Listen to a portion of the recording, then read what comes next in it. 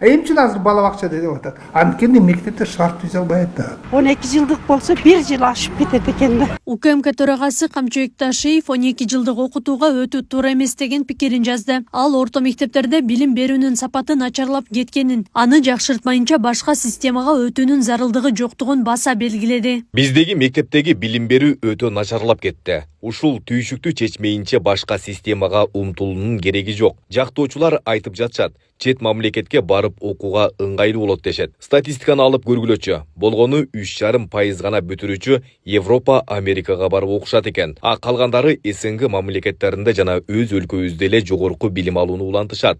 Финансылык экономикалык жагынан да өтө көп зыянга учурап калабыз. 30 миңден ашык кошумча мугалим, 200-дүн тегерегинде кошумча мектеп жана башка. Биздин балдар чет мамлекетке барып окугандай оңой болуш үчүн бизде ошол системага өтөйлү. Ал проблема эмес. Бирок Камчыбек Ташиев турат, канча пайыз бүткөн балдардан кетип атат. Маселе ошондо да. Жок дегенде бир 50-60% кетсе, анда да бул жакшы нерсе. 5-6% кетип атканда ошолор үчүн бүтүн системаны азыр өзгөртүш кыйын болот.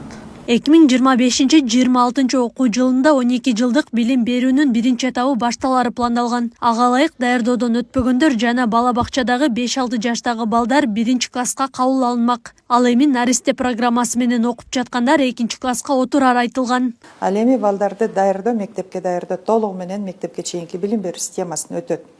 Ошондо мына 1-ден 5-ке чейин, андан 6-дан 9-га чейин, анан 10, 11, 12 класс кесипке багыт берүү иштери башталат. Адистердин айтымында жаңы системага өтүү же өтпөө жөнүндө талаш жок. Кеп аны иштетүүгө даярдык жөнүндө болуп жатат. Анткени алдыда мектептеги шарттар окуу китептер менен камсыздоо деген сыяктуу көйгөйлөр турганы айтылды. Мурдагы система 11 жылдык система. Бала бакчада кенже топ бар, ортоңку топ, жогорку топ, мектепке даярдоо топ.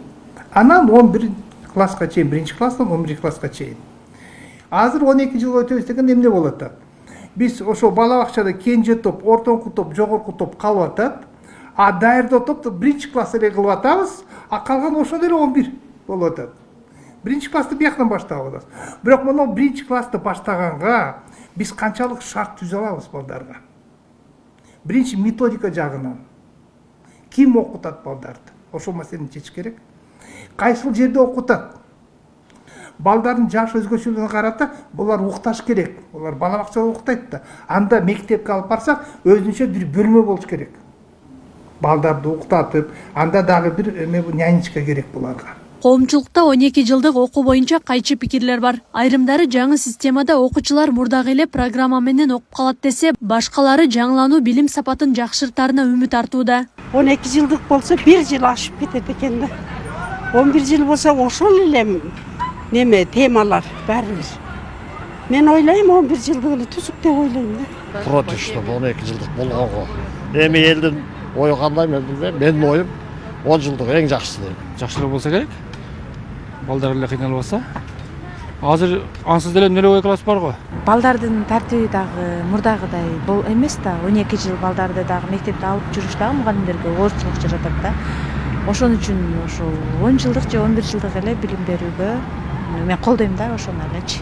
Эми ар кимдин ою ар кандай. Өтсөк деле жакшы болмок, коомдон артта калбай.